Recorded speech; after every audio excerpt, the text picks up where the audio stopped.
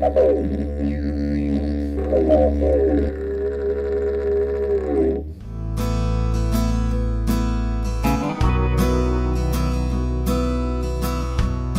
name's Cheryl Hill. I care for my son who has Lennox-Gastaut syndrome, and I have done since he was 2. He'll be 40 in a few months' time.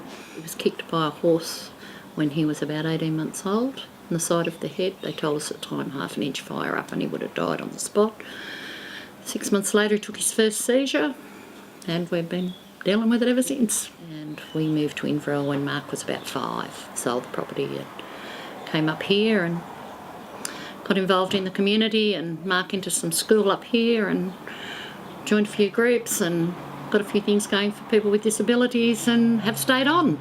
Back then it was known as Inverell Disability and Respite, and we employed people to help care for not only the person with the disability but siblings. If you needed to go away somewhere and you needed the other children to be taken care of, a lot of us didn't have family members around. So we got a government grant and sort of set that up and we employed these people and we called them nannies in those days. So great changes have been since then.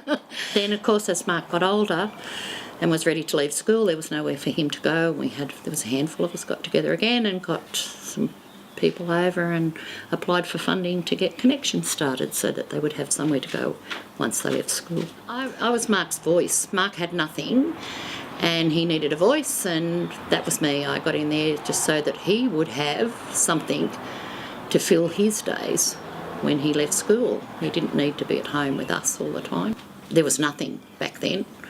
You know, you were lucky if anybody cared. And it's only through the parents and the people, that handful of people in a community that cared, that we got things moving and got some services. NDIS? Right. Just tell us what your thoughts on it.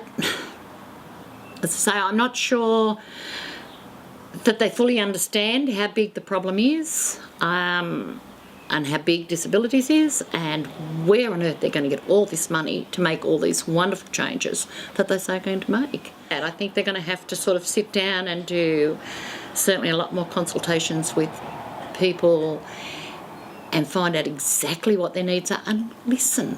Listen is the big thing. Most people think they know the answers before they actually come in. You know, they don't really listen to what that family's needs are. And it's okay to roll out something and say, yes, we're going to do all these wonderful things, but that mightn't be what the family wants. You've got to know what those families' needs are, and all our needs are different. For when somebody says to you, what's the big picture? You think, well, the big picture is to survive today.